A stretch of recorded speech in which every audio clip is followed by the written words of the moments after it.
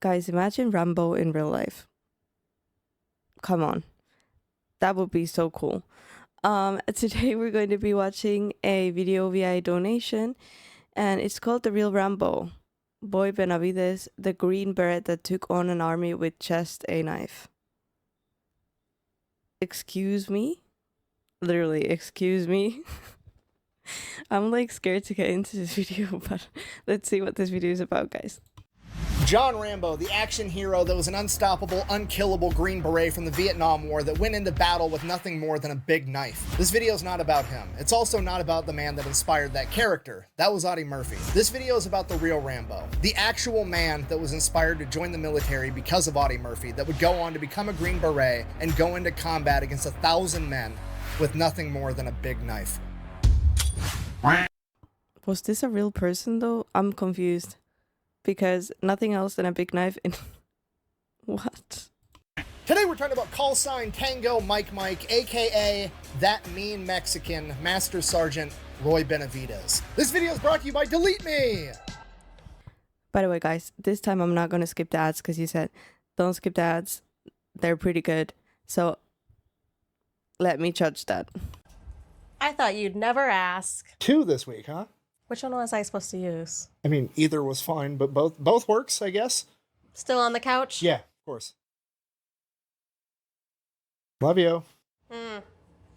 It's a rough life. Anyways, Delete Me. Super simple, straightforward business. You give them money, they make sure that your personal information is not being sold on the internet by data brokers. Okay, and here's the thing with this. When I first started, I didn't want to give Delete Me my personal information because the whole purpose is I wanted my personal information off the internet, and giving my personal information to a company on the internet just kind of seemed counterproductive. But with Delete Me, you don't really have to give them that much information. When you sign up, you can give them as little information as you want. All they need is like your name and an email address, and that's it. And they will go through the internet and find everything for sale that's associated with that name and that email. They're going to come to you and be like, have you ever been associated with this address, or are you related to this person, or is this your old email, or is this your phone number? And anytime you tell them, yes, that's me, they're going to go ahead and get all that information taken down so it's no longer for sale. Honestly, it's alarming how much of your personal information is on the internet and people are apparently making money selling it. Nothing makes you want Delete Me more than having Delete Me and seeing all the shit they find. And once that initial wave of information is taken down, they're going to keep monitoring all of these data brokers, and anytime there is a new listing available with any of your information, they're going to make sure it gets taken down as soon as possible. So if you want to check them out, I'll have a link and a discount code down below. Let's get back to the video. Okay, you guys were right. I might need to take notes because he's good. Damn. That made me actually want to get that. Wow. Born on August 5th, 1935, Roy's first memory in life was attending his own father's funeral after he had passed away from tuberculosis when Roy was 3 years old. 1 year later, Roy's mother would remarry, and 9 months after that, she would give birth to Roy's new half-sister, and from that moment on, Roy was essentially on his own. His parents gave all of their attention to their new daughter, and Roy and his younger brother Rogelio were kind of neglected. 2 years later, Roy's mother would develop a cough that would get progressively worse and worse, similar to how Roy's father had. Roy's mother now had tuberculosis too, and while she was on her deathbed, her husband, Roy's stepfather, would inform her that he would absolutely not be raising another man's kids. And 6-year-old Roy overhears this. He's terrified. He has no idea what's going to happen to him and his younger brother Rogelio. He's already lost his dad. He's Wait. So much happened there. What? How old was he? worse and worse, similar to how Roy's father had. Roy's mother now had tuberculosis too, and while she was on her deathbed, her husband, Roy's stepfather, would inform her that he would absolutely not be raising another man's kids. And 6-year-old Roy overhears this. He's terrified. He has no idea what's going to 6 years old? Wow. That is so sad. happen to him and his younger brother Rogelio. He's already lost his dad, he's about to lose his mom, and his stepdad doesn't want him, and that's the only family he's ever known in his entire life. On the day of his mother's funeral, his stepfather tells him and Rogelio to pack their things. They're gonna go live somewhere else. They load up in the car, go off to where the funeral's held, and at the funeral, a man comes up and introduces himself as Nicholas Benavidez. He is their father's brother, Roy and Rogelio's uncle, and they're gonna come live with him. After the funeral, they load up in Uncle Nicholas's car and they head off to El Campo, Texas. Roy and Rogelio Paleo's new home. Upon their arrival, they get to meet what is going to be their new immediate family. They have their Uncle Nicholas, their Aunt Alexandria, their grandfather Salvador, and their 8 cousins. Roy is then informed that it is now going to be 7 boys sharing 4 beds, and that everyone in this family has to work to make this entire thing work because they don't have a lot of money. All the kids in the family are expected to go to school, get good grades, and then after school, they all have a job that they are expected to go out and do to help contribute to the family. And Damn, that's a lot to take on as a kid. But at least he got like to go somewhere. This is like a culture thing too.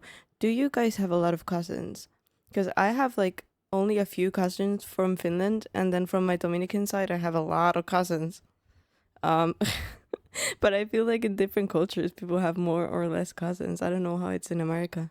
lot of money. All the kids in the family are expected to go to school, get good grades, and then after school, they all have a job that they are expected to go out and do to help contribute to the family. And at the age of 7, Roy's first job was to go shine shoes to earn a little bit of extra money. Then in the summers or any other time the opportunity presented itself, they would all go out as a family and work in the fields picking crops. And this goes on for Roy's entire childhood, and his new family is incredible. His aunt, his uncle, his grandfather Salvador, they're the best people on the planet, but they're also being spread across their work and the 9 other kids in the house, so no kid gets a whole lot of attention. So between that, losing both of his parents, and being abandoned by his stepfather, he's kind of an angry kid, understandably so. So at a young age, he developed a pretty bad attitude, and he was not afraid to fight about it. One of his favorite things to do when he was 7, 8, 9, 10, 11, 12 years old was to go to the movie theater and watch the newsreels of all the different things that were happening in World War II, and he was inspired by the paratroopers. That's By 9, 10, 11, 12?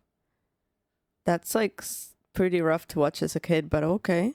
what he wanted to do. He wanted to be in the United States Army. But the problem with this pastime of going to the movie theater to watch all the newsreels was that you had to pay to get inside, and Roy didn't have any money. All his shoe shining money went back to the family. So Roy and a bunch of other kids would wait outside the movie theater for one of the previous showings to leave, and hopefully rich people would throw their pocket change out and let all the poor kids scramble and fight over it. It didn't take young Roy long to figure out that if he just beat up all the other kids, he would get all the money, and then he wouldn't have to run and dive for pocket change. The enemy cannot push a button if you disable his hand.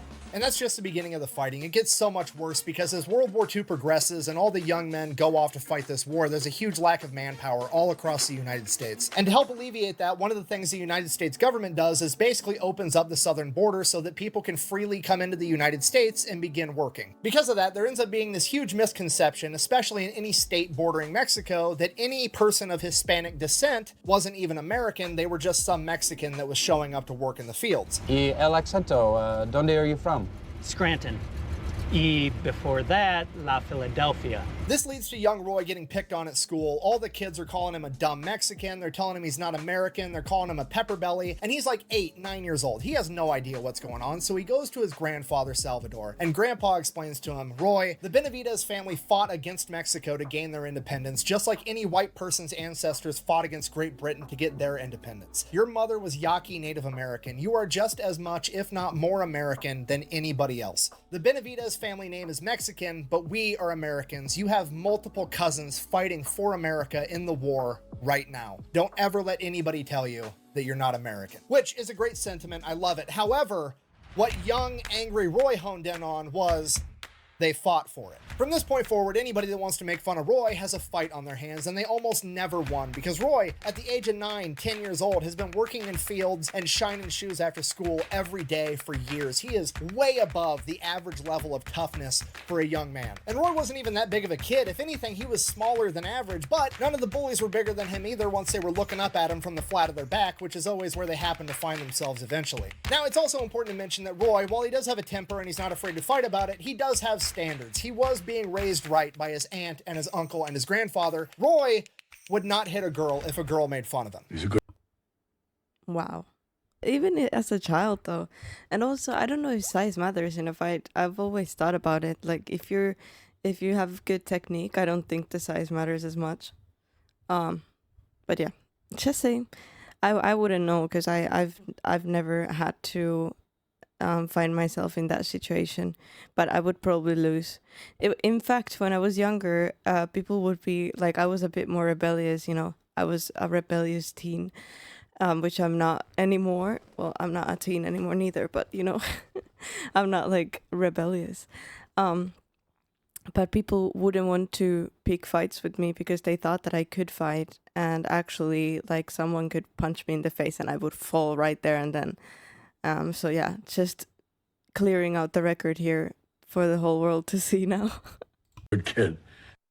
But what he would do is when they went out to recess, he would kick dirt at her until her brother or her boyfriend came to stop him, and then he'd beat the shit out of that guy. Hello, how are you?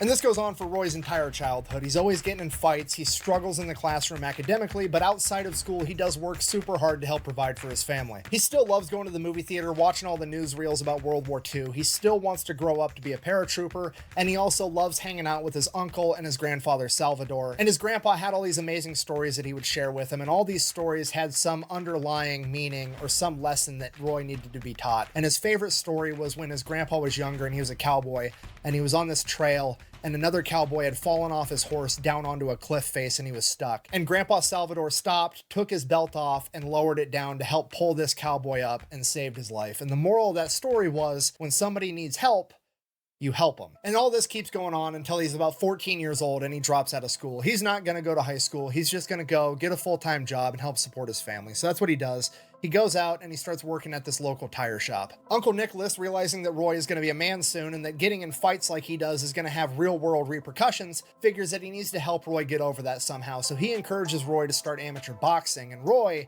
is incredible at it. He makes it all the way. What?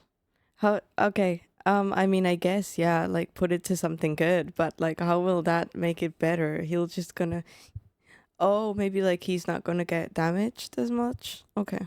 To the state tournament his first year of doing it. While there, he ends up losing his very first match, and in the locker room after his fight, the young man that had just beat him comes up and wants to shake his hand now that they have their gloves off, and Roy's anger and temper gets the better of him, and he ends up fighting this kid in the locker room, wrestling him into a stall and shoving his head into a toilet. After Roy does that, all the other coaches, all the other fighters, Roy's coach, all look at him like, what the fuck, dude? And they're all disappointed. And it was the first time in Roy's life that he felt ashamed and disappointed in himself. And this is where Roy really starts to get a lid and a grasp on how to control his anger. After that, Roy gives up amateur boxing and just continues working full-time at the tire shop. And that's when his boss, Mr. Haddock, the tire shop owner, also kind of becomes his father figure too, because he works with him and he's around him so much. He just becomes that older male role model that Roy has always kind of been looking for. And he continues to help Roy mature and get a better grip on his anger and more control of himself. And this goes on for a couple of years. And then one day when Roy is 17 years old, a recruiter from the Texas National Guard comes in and wants to hang up a flyer at the tire shop for anybody who's interested in joining the Texas National Guard. And on that flyer was none other than Roy's role model, Audie Murphy, the most decorated soldier of World War II. You see, this is right in the middle of the Korean War, so Audie Murphy, the World War II war hero, had joined the Texas National Guard to help with recruiting, and he was also going to train the next generation of soldiers. And at this point, Audie Murphy's the shit. He's got an award-winning book, he's an actor, and when he's acting, he's playing the role of himself in movies, and he's being told by directors, hey, I know you were there and you're literally just portraying the shit you did, but you need to tamp it down a little bit because it's so unrealistic, nobody's going to believe this story. This is a Texan that was rejected by the Marine Corps for being too. Wow, I've never seen any movies of his, but this makes me kind of want to watch. I'm also thinking about making at some point a different channel for movie reactions because a lot of you guys have been asking for it. So maybe that's something that we could do in the future. But this kid has gone through more in life than like most 40-year-olds nowadays. Damn.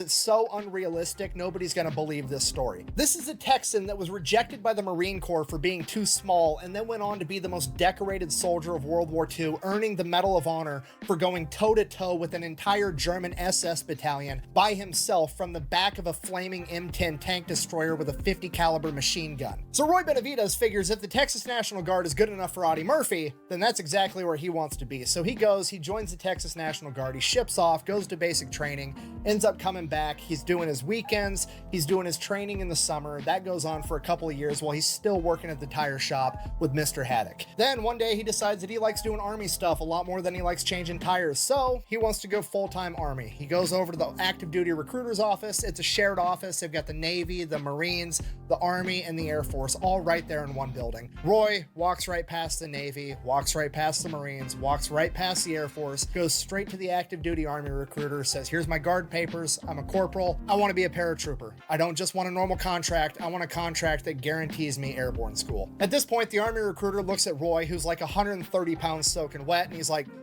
man, you're not big enough to be a paratrooper. At which point, I'm paraphrasing here, but Roy says something along the lines of, well, I could cut you down to my size and we'll see if you're good enough to be a paratrooper. Maybe that'll help you make your decision. At which point, the Marine recruiter overhears that and he comes walking over and is like, son, you should be a Marine. You've got the right attitude. I don't care how big you are. You should come be a devil dog with me. At which point Roy's like, no, I don't want to be a Marine. I want to be in the Army just like Audie Murphy was, which brings everything full circle because Audie Murphy was rejected from the Marines for being too small. And now Roy Benavidez is rejecting the Marines because he wants to be like Audie Murphy. Then the other Army recruiter, who's a captain, an officer, somebody that outranks the sergeant that thinks Roy's too small, comes in and he's like, no, we'll take him. Come with me. So they go, they start doing the paperwork and Roy's like, okay, I'm a corporal in the National Guard. I've already been through basic training. I've already done through job training. You should just be able to send me straight to airborne school and then give me a duty station. And the recruiter's like, yeah, sure, whatever. Roy signs on the dotted line. He packs his shit. He gets on the bus and he's off to the Army. And Roy, Damn, that's a good lesson right there. You should, if you dream of something, then you should go for it. I mean, I would have, at that point, I would have been like, okay, I'll go to the Marines, I guess. Because I'm like super, like, okay. That's so cool. straight to airborne school and then give me a duty station. And the recruiter's like, yeah, sure, whatever. Roy signs on the dotted line. He packs his shit. He gets on the bus and he's off to the Army. And Roy then immediately finds out the hard way that recruiter was either not listening to him at all or he was lying to him because they sent Roy straight to basic training again. And to add insult to injury, he is also not awarded an airborne slot after that, so he's not going to be a paratrooper like he always wanted to. After he gets done with training, he immediately gets sent over to Korea, where he is going to be there right after the Korean War ended, and he's going to be manning the DMZ, the demilitarized zone, between what is now North and South Korea. He's in Korea for a year, then he comes back home for a little bit stateside, then they ship him out to Germany, and while he's there, he learns how to speak German, and in Roy's own words, he becomes the first Hispanic American that could speak German with a Southern accent. Si, corretto. He gets done in Germany, he comes back home, he goes to military police school, becomes an MP, and he gets assigned to basically being a glorified chauffeur for high-ranking military officers, generals, colonels, etc. And then randomly, one day, a couple months out from his contract being up with the Army, he's trying to decide whether or not he wants to re-enlist, and this General Westmoreland, asks him, you ever thought about being a paratrooper? And Roy's like, yeah, actually, that's the only reason I'm No way.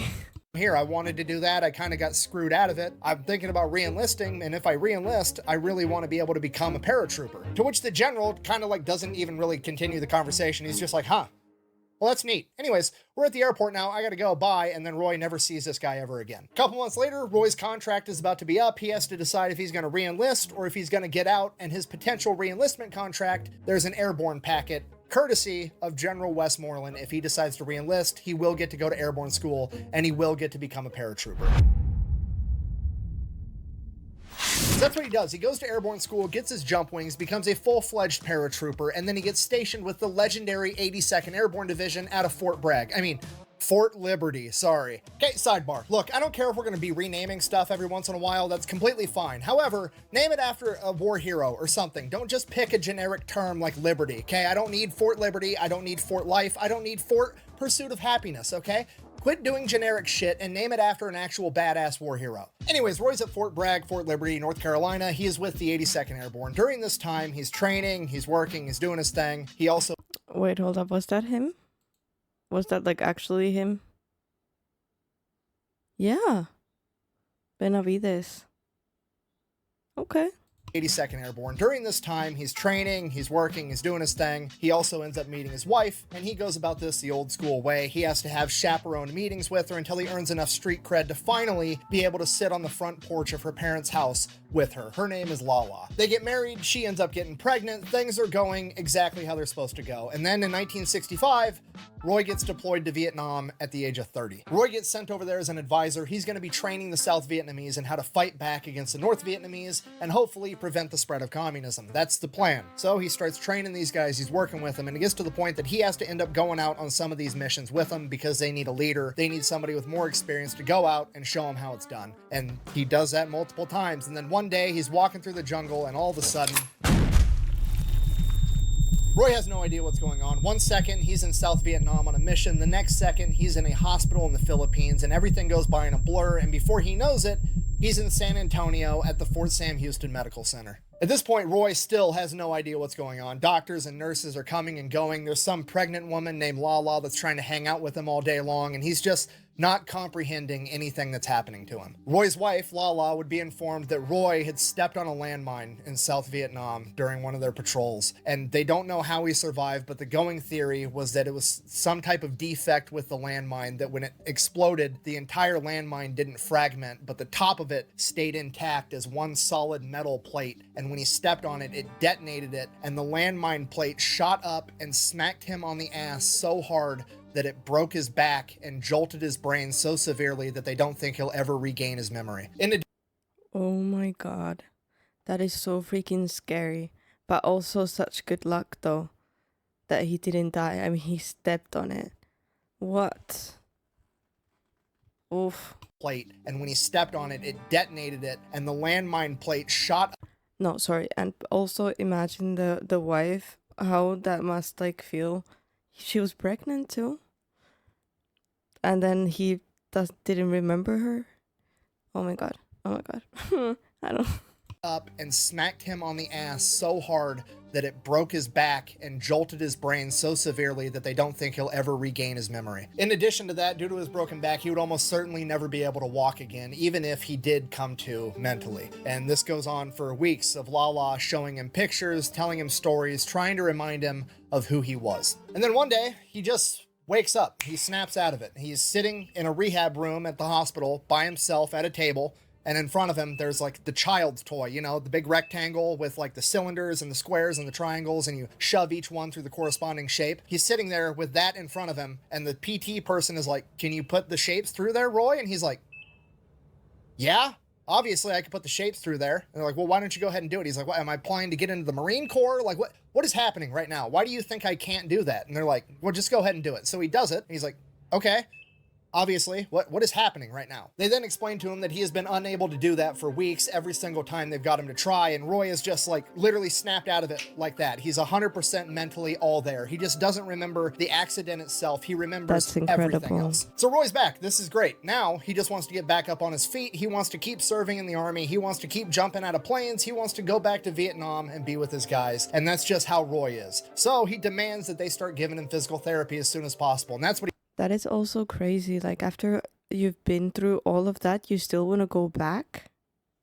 how Roy is. So he demands that they start giving him physical therapy as soon as possible, and that's what he does. And over the course of a couple weeks, he comes to the painful realization that these physical therapists aren't getting him ready to walk and run and be in the army again. They're getting him mentally ready to spend the rest of his life in a wheelchair. The doctors are telling him he's never going to walk again. He's going to spend the rest of his life in a wheelchair, and he needs to accept that. But Roy's not buying it. If they're not going to push him to get the results that he wants, he's going to push himself. The night nurses come in, they catch him, they give him a pill, they knock him out, they put him to sleep. He wakes up the next morning, his hip hurts from where he fell out of bed, and his leg muscles are sore from bearing weight for the first time in months. But the plus side, his hip hurts and his legs are sore, so obviously they're gonna work if he just keeps building them up stronger and stronger. So that's what he does every night. He rolls out of bed, he drags himself across the floor, lifts himself up, and puts as much weight on his legs as he possibly can. Sometimes the nurses catch him and try to put him back to sleep. The nurses are getting pissed off at him because he keeps doing this, but his legs keep getting stronger and stronger, and he's able to make it over to the nightstand faster and faster. And it gets... That's so cool. But I've heard of a lot of people that have had like these types of issues, like that they couldn't walk, or they've been like not paralyzed like completely, but you know, like something something similar, or paralyzed from the waist down, and people have told them that they can never walk again, and then they've walked. But you know, I don't know if yeah. I mean, obviously there's some people that can't, but a lot of people have been told that they can, and then they can, which is a bit like disappointing. Like not disappointing, but disappointing in the sense of like, why did the doctors not know that was possible, you know?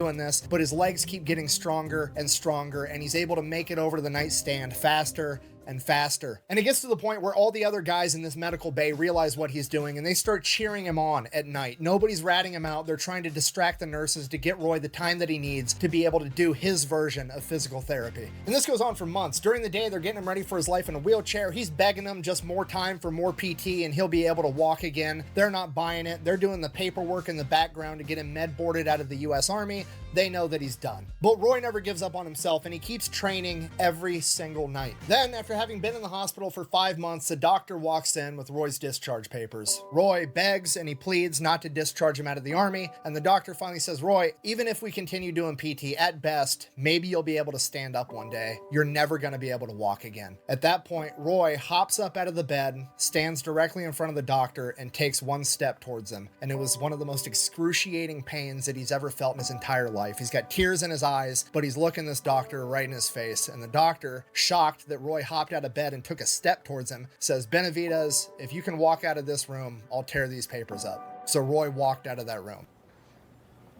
Oh, bang! Hold on now, hold on. Oh, that hurt! Walk it off. Hey, man, you can walk. Shortly after that, he walked out of that hospital and went back to Fort Bragg. Obviously, he gets assigned a desk job, but despite that, Roy's going to do the best job he can no matter what tasks they give him. So he crushes that job the best he can, and when he goes home at night, he continues to train. First, he starts walking a couple miles a day. Then he's walking 5 miles a day. Then he's running 5 miles a day. Then he's running... I wonder if it happened just like that. Like they were like, okay, if you walk out this room, we're going to tear these papers up, and then he did. That's so cool. Imagine how like good he felt about that. But I mean, well, I don't know if good, because, you know, the papers were there, but that's really cool. tasks they give him. So he crushes that job the best he can, and when he goes home at night, he continues to train. First, he starts walking a couple miles a day. Then he's walking 5 miles a day. Then he's running 5 miles a day. Then he's running 10 miles a day and doing 500 push-ups in a single day, every day. And he works himself up to being just as fast, just as strong as he ever was. And then, since he did such a good job at that desk job, he kind of figured out how things worked. And then wouldn't you know it, one day, out of the blue, Roy Benavidez's name ended up on a manifest to do one of the jumps for the 82nd Airborne's training. Not just one manifest, but 3. Roy did 3 jumps in a single day after having broken his back. What are the odds of that? What are the odds of that?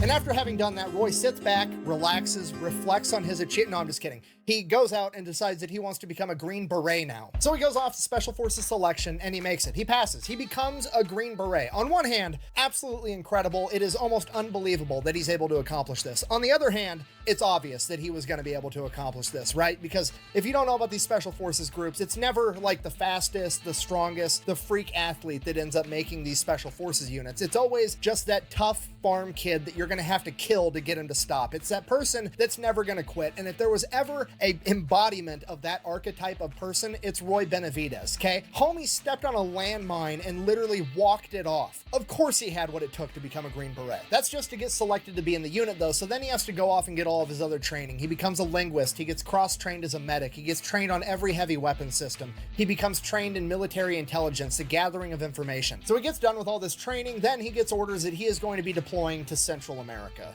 No, that right there is dedication. Like, really, it's just insane. I mean, how many people would quit after stepping on a landmine and breaking their back? And he was just like, nuh-uh. And now he's doing even bigger things. That's insane.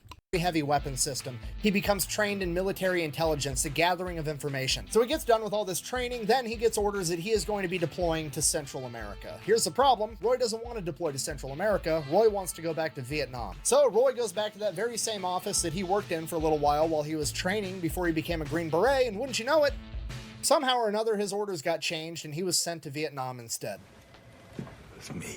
But Roy wasn't just going to be going to Vietnam, he was going to be going to other countries neighboring Vietnam, like Cambodia.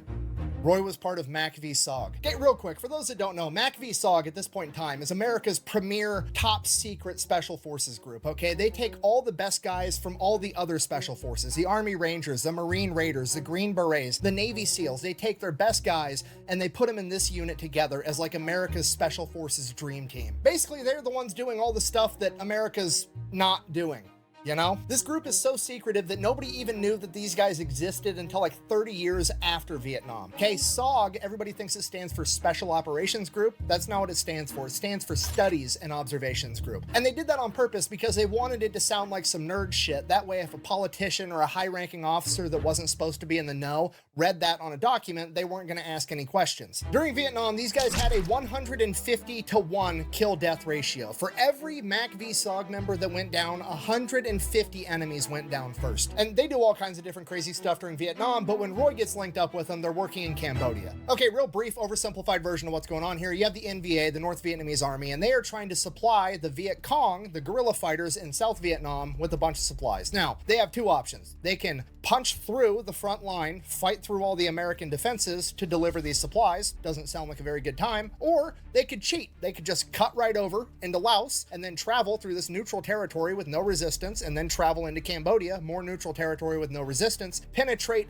way past all the American front lines, deep into South Vietnam, and then cut back in and drop off all the supplies. Okay, and to be fair, that's a brilliant plan because there's not a whole lot America can do to stop it, right? Because the only thing America really can do is to send their troops into Cambodia and Laos, and that's not going to be a very popular idea considering that most of America's mad that they're in Vietnam in the first place. They're definitely not going to support invading two more countries. So if America wants to stop this, the only thing they can do is to send their own guys into this neutral territory where they're not supposed to be to cut off this supply line. And then, even if they do run into each other in this neutral territory, it just turns into the Spider-Man meme, right? Hey, you're not supposed to be here. No, you're not supposed to be here. And then everybody's just as guilty of breaking the same rules. It's a really good plan on their part. Okay, but here's the problem with this whole thing.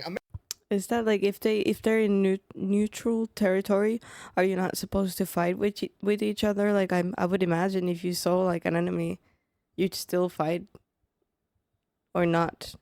Like I know war has rules, but it's like insane to think that something so crazy like war or like has rules to it, you know, but America cares a lot more about not getting caught in these neutral territories than the North Vietnamese do. Because of this, the Americans are only sending in very, very small groups of men, like 12 guys or less, whereas the North Vietnamese are sending in entire companies. They're sending in hundreds of guys. So this makes it impossible for the Americans to directly confront the North Vietnamese. So rather than confronting them, they start stalking them. They start tracking them down and following them, writing down what their most commonly used paths are, what they're dropping off, where they're dropping it off. They try to memorize all their different routes. They try to figure out anything and everything they can about their operations inside of Laos and Cambodia. So that goes on for a while, and then somebody gets the bright idea of like, hey, we know where all the enemy's ammunition is. What if we just snuck in a bunch of defective ammunition that blew up when they tried to fire it, and then it would not only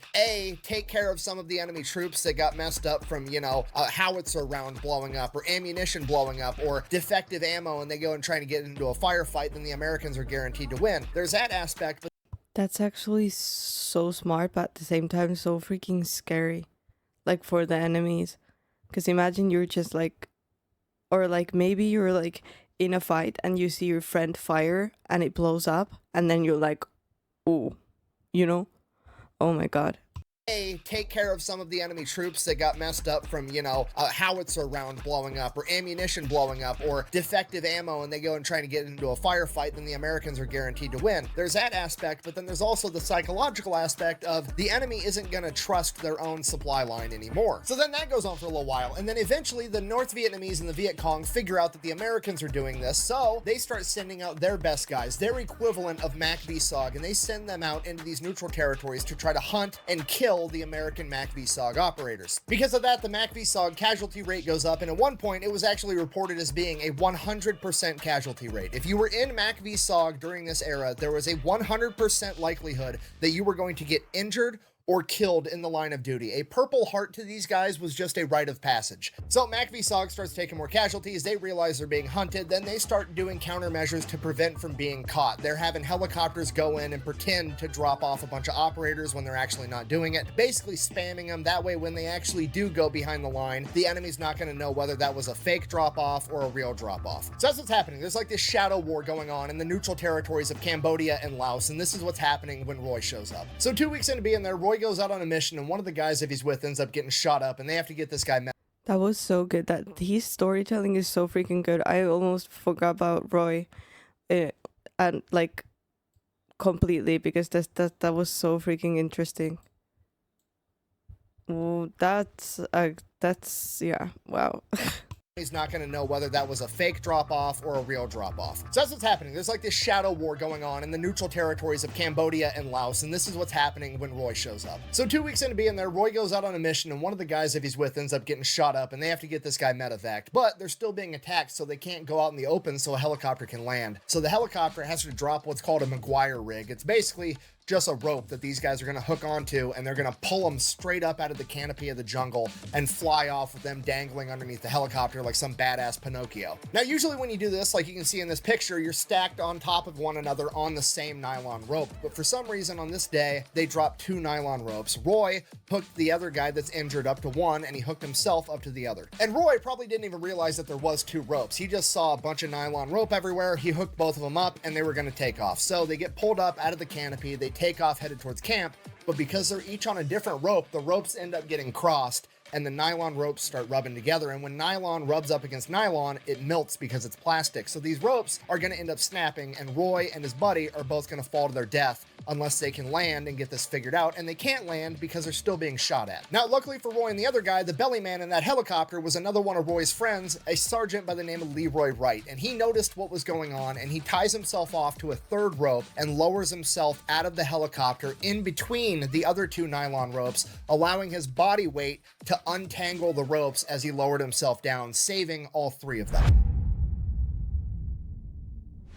2 days after that, Roy wakes up in his cot, time to go get breakfast. He heads off towards the chow hall. He's making his way there, and everything just starts scrambling. There's radio transmissions coming in saying it's a Daniel Boone tactical emergency. Daniel Boone is the name of the operation in Cambodia. You're not supposed to be saying that over the radio, period, which means that shit has really hit the fan somewhere. Everybody around him starts scrambling. Helicopters start going out, and helicopters start coming back in, all shot up with injured men on them. And Roy goes up to one of these helicopters trying to figure out what's going on, and the door gun... That is so freaking scary. In this helicopter falls out, and it's a 19-year-old kid that Roy remembered they just celebrated his birthday like a week ago, and this kid falls into Roy's arms and dies on the spot. Roy asks the rest of the helicopter crew what's going on, what's happening, and they tell him that there's a team out there that's getting overrun by hundreds of NVA. So Roy continues to ask him, what team? Who's out there? Did you pick them up? Are they here now? What's going on? And they go, no, we couldn't get close enough to pick these guys up. They were so overrun, and we were taking too much fire from the helicopters. It was, we don't know who it was, but it was the big black dude that saved you the other day. And Roy immediately knows they're talking about Leroy, and his entire team is still out there. So Roy asks them, are you going back out there? And they said, yeah, we're going to go back out there, but we're not going to be able to land. The only thing we're going to be able to do is drop ammunition out of the helicopter above them so they have ammunition to keep fighting. And to Roy Benavidez, it sounds an awful lot like somebody needs help. And with that, he runs over, grabs his medical bag, jumps in the helicopter, and they take off. A couple minutes into the flight there, Roy realizes that in his hurry to run and grab his aid bag so that he could help, he made a mistake. A really, really big mistake. He forgot his gun. God damn it! He is now in a helicopter flying into combat with no gun, no food, no water. That is something that would definitely happen to me, but Water, no grenades. He literally has an 8-inch recon knife and his aid bag, and that is it. Despite that, Roy is still determined to help these guys. So they get there, they drop the ammunition out of the side of the helicopter on top of these guys, and then they fly off. And Roy says, get me as close as you can and land this helicopter so I can jump out. And they get him like 150 yards away from where this team is injured and pinned down. And Roy jumps out of the helicopter and starts running towards them. He makes it 10 steps, gets shot, drops him. He got shot in the leg. He tells himself that he tripped and landed on a thorn bush, and he's not actually shot, but he knows he's shot. He keeps running towards him, and he makes it another 50 yards, and he gets shot again. This time, it's a glancing blow to his helmet. He doesn't know that yet. Maybe he got shot in the head. Maybe he didn't. Maybe it was shrapnel. He has no idea. He'll figure it out later if he makes it. So he just keeps running to the team, and he finally ends up making it to him. So he makes it to where the team is pinned down. They're all spread out, way too far out. They're not in a defensive position. They're running out of ammunition. Every single person there is shot, blown up. Everybody is in horrible shape. So Roy gets to work. He picks up an AK-47 off a dead NVA soldier as he runs to each individual team member, giving them morphine, whatever medical aid he can, and then dragging them over to this anthill, this big pile of dirt, to get them in this defensive position where they're actually semi-close together and they can start fighting back. Roy ends up making it to the guy with the radio, and he's like, "This is Tango Mike, I've still got men on the ground. I need to get these guys medevaced. I have green smoke grenades." That is absolutely crazy to me. Like, when you get shot in the leg, also depends on where you get shot, but don't you like run out of blood pretty quickly? Like, I think I read somewhere that if you get like stabbed or something in the main vein, you can survive up to 7 minutes. But maybe that's not true, but I don't know. That's just crazy. I'll pop them so you know where we're at. While the helicopters are on their way, Roy keeps going and getting more guys and dragging them back to the anthill, giving himself and everybody else morphine. The helicopters finally show up, the door gunners lay down suppressing fire, and Roy starts loading up the guys at the anthill onto the helicopter, but he still has more men out towards the bush line that he hasn't been able to make it to yet. So he gets all the guys on the helicopter, and then he tells the door gunner, "Hey, we still have men over there. Cover me," and Roy takes off running next to the helicopter as the helicopter is colliding next to him, and him and the door gunner are returning fire into the wood line, trying to make it to the other men. So Roy and the helicopter make it to the last guy that Roy knows of, and it's not Leroy. So he asks this guy, "Where's Leroy at?" And that guy points him towards the wood line and says he got hit back there, and he's got a bunch of confidential, classified information on him. So Roy decides that he's gonna go get it. He takes off running towards where this guy pointed him out in the wood line, but the helicopter can't follow because it can't get that close to the tree. So the helicopter door gunner continues to lay suppressing fire while Roy runs into the tree line and finds Leroy's body. He gets all the classified intel off Leroy's body, and then he begins dragging Leroy's corpse towards the helicopter because he at least wants to bring his friend's body home. And then he gets shot in the back. As we all know, it's always darkest right before the dawn, but as we also all know, sometimes it's darkest right before it gets even fucking darker. After being shot, Roy turns around, realizing he's not going to be able to bring his friend's body back with him, and starts running towards the helicopter. And then he sees the helicopter pilot get shot through the window as the helicopter spins out of control and crashes. Roy makes it to the crash site, and everybody there that survived This just gets worse and worse. is pretty much ready to call it a day. They've accepted the fact that they're about to die, and Roy hasn't. He starts dragging everybody, getting them away from the burning helicopter and getting them into another defensive position so that they can fight back. He's going and getting AK-47s off of dead NVA soldiers, getting these guys guns. He has guys that can't even see. They're missing eyes, and he's just telling them, "Shoot that way." Under Roy's leadership, they start fighting back, and Roy starts calling in airstrikes, F-111s, F-4 Phantoms, gunships, anything and everything they have, and they just start bombing this tree line with all they've got, and they do it over and over, but the enemy soldiers just keep coming and coming. There's literally hundreds of them, and this goes on for hours. It's too hot for them to get a helicopter in there to load people up. And See, can someone explain to me, what do you mean hours and hours? If he got already shot in the back and in the leg, how can he survive for hours and hours? Like, how?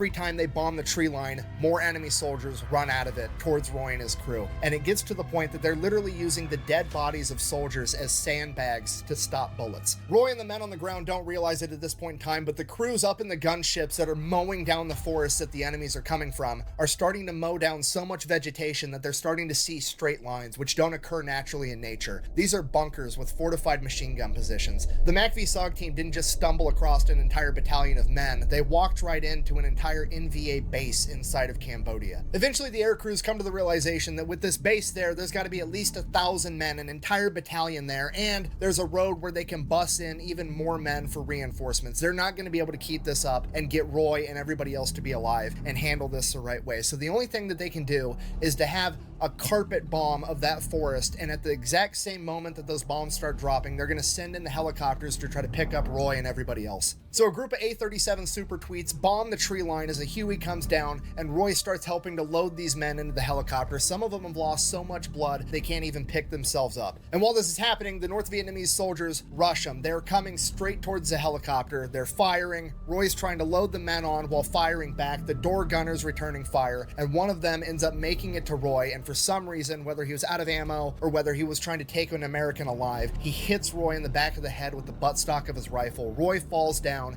and then he swings it again at Roy's face, dislocating his jaw. Roy, somehow still conscious, gets up, starts trying to wrestle this guy to the ground. He lost his gun. All he has is his recon knife, and this guy's got his rifle with a bayonet on it. And the enemy soldier goes to lunge at Roy with the bayonet, ends up cutting Roy's arm, and then Roy lunges at him, misses. The enemy soldier lunges back. He ends up stabbing Roy in the stomach with the bayonet, and Roy ends up getting to him with the recon knife, stabbing him in the chest and killing him. Roy pulls out the bayonet, can't get his recon knife out of this guy's chest, and he's now holding his intestines in his stomach with one hand. At this point, Roy's right next to the helicopter, and he's looking right at it. He should get in the helicopter, but he turns around away from There is no way this can be real. Like, there is no way, guys.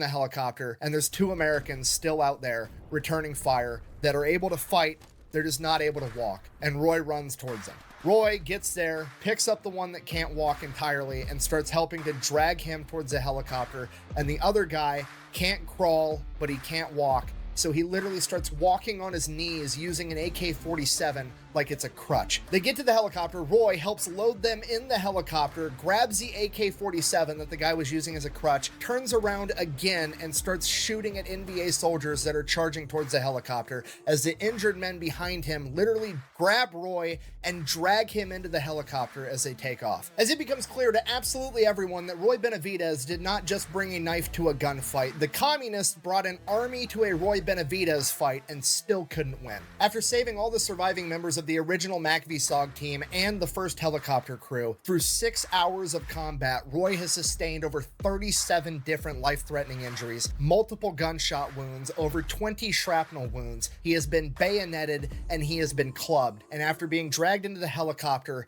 he finally loses consciousness. Just a flesh wound. Is it like just the adrenaline that has him going or what? Because that is just insane. His next memory is being literally waist deep inside of a body bag as an American medic is zipping it up. His eyes are caked with blood and he can't open them. He can't talk to the medic because his jaw is dislocated and he's lost so much blood that he can't move. And from the medic's perspective, he doesn't even realize that Roy's an American because he's Hispanic, he's got the same skin tone as the North Vietnamese, and Roy's body is literally laying on top of 3 dead NVA soldiers that in Roy's fog of morphine and adrenaline, he loaded into the helicopter because he didn't want to leave anybody behind. Roy can literally feel the teeth on the zipper closing as it gets closer and closer to his head, and once the zipper reaches his neck, somebody stops the medic and says, "Hold on, that's Benavidez," and he instructs the medic to double check and make sure that Roy is actually dead. And the medic argues with him, and Roy's buddy says, "I don't care, double check." And the medic zips down the body bag a little bit and puts his hand on Roy's chest and leans forward to listen and see if he can hear breathing. And at this moment, Roy takes what he describes as the best shot he's ever made in his entire life. He spits directly in that medic's face. Give him that hawk. And with that, they get Roy out of the body bag, they get him in the aid station, and they start trying to do everything they can for him, but they're almost positive that he's not going to make it. After his chain of command figured out everything that had happened and that Roy was pretty much the only reason that the 8 other men that survived made it out of there alive, immediately got him signed up to receive the Distinguished Service Cross. The only reason they didn't try to get him the Medal of Honor on the spot was because they didn't think Roy was going to survive, and they wanted to get him an award that they could give him in the field so that he could receive it before he passed away. But Roy Benavidez had other plans. He doesn't pass away. Instead, he recovers. And not only does he recover, he yet again refuses to get med boarded out of the army into a medical retirement and continues to serve an additional 10 years. This man is crazy. In the United States Army. And during that time, they try to get him awarded the Medal of Honor because if anybody deserves it, it's this guy, right? But for some reason or another, it always ends up getting rejected, and it gets rejected again and again and over and over. They just keep rejecting his Medal of Honor. But there's nothing that Roy or anybody else could do. For some reason or another, the committee in charge of awarding the Medal of Honor simply did not want to give Master Sergeant Roy Benavidez the award that he had earned. So he did the only thing he could do. He just kept on keeping on. So he went on, served throughout the military until 1976 before finally retiring as Master Sergeant Benavidez, the recipient of the Distinguished Service Cross. As Roy retires, there was another press push about how incredible he was, wondering why he didn't earn the Medal of Honor, and this ends up connecting him with one of the men that he had saved that Roy actually thought had died. And this man gets a hold of Roy almost 12 years after the fact, and he tells Roy that he's going to write up everything that he witnessed and send it into this committee again. And yet again, even despite all this new information, the committee in charge of awarding the Medal of Honor rejected it again. And then they realized what they were doing wrong. They were telling the whole truth. They were saying that Roy hopped in a helicopter, flew into Cambodia, and helped save a bunch of MACV SOG members. And as far as the US government's concerned at this point in time, up until like the mid-80s, MACV SOG, A, doesn't exist, and B, if it did, it definitely would not be operating in a neutral territory like Laos or Cambodia, because that was against the rules. I can neither confirm nor deny details of any operation without the Secretary's approval. So the politicians and the bureaucrats in charge realize that if they give Roy the Medal of Honor for saving MACV SOG members in Cambodia, which wasn't supposed to be happening, there could be political backlash, and they're not going to metaphorically stick their necks on the line just to give Roy what he deserves, despite the fact that Roy put his entire life on the line for them. So bearing this in mind, they redo all the paperwork, they jump through all the hoops to try to get Roy the Medal of Honor again, and this time, rather than saying that Roy's courageous actions occurred in Cambodia, they simply said that they happened to the west of Lock-In Airfield, which was where Roy was stationed.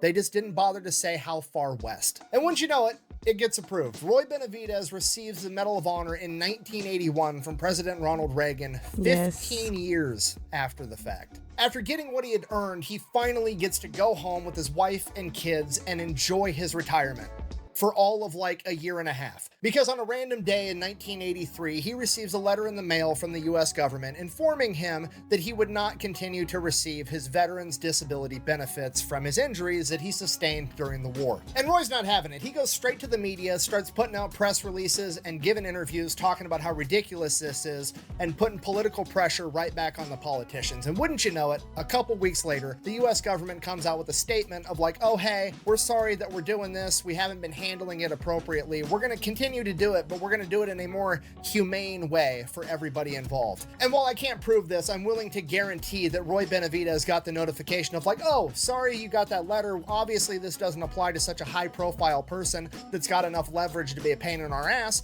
Here's your benefits, but we're going to go ahead and fuck everybody else. And Roy wasn't going to allow it. He came out and said that if they can try to do this to him, he can't imagine what they're going to try to do to everybody else. So he keeps fighting for not only himself, but for the other 350,000 veterans that were getting their benefits cut, right? Because they need help too, and Roy's gonna help them. So he keeps pushing and putting more pressure on the US government. Basically just comes out and says, hey, the same Ronald Reagan administration that gave me my Medal of Honor is now telling me and a bunch of other veterans that we're not good enough for the benefits that we earned. And with that, he finally gets to testify in front of the House Senate committee in charge of this entire operation, and they end up shutting the entire thing down, preserving the benefits for 350,000 veterans. And with that, Roy Benavidez could finally go home, enjoy his retirement, and live happily ever after. So, in conclusion, when somebody needs help, you help them.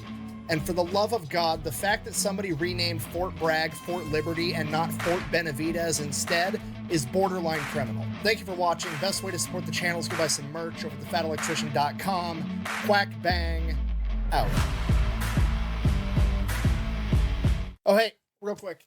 If you guys wanted more, there's a book called Legend by Eric Blem, all about Roy Benavidez. The author spent like 3.5 years researching for it, and he actually helped me make this video. So if you guys wanted to check it out, it's over on Amazon, and I'm sure it's on his website if you wanted to Google it too. I'll have it all linked down below.